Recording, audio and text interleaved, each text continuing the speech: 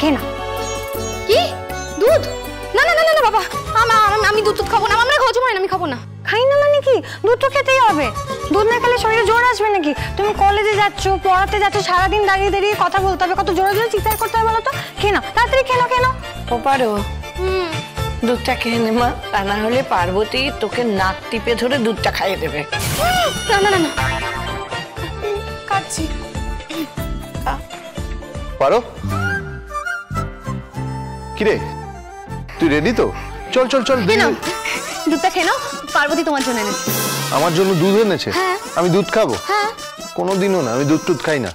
আরে শোনো শোনো শোনো, তুমি যদি না খাও না, ও কিন্তু নাক টিপে দুধ খাইয়ে দেবে।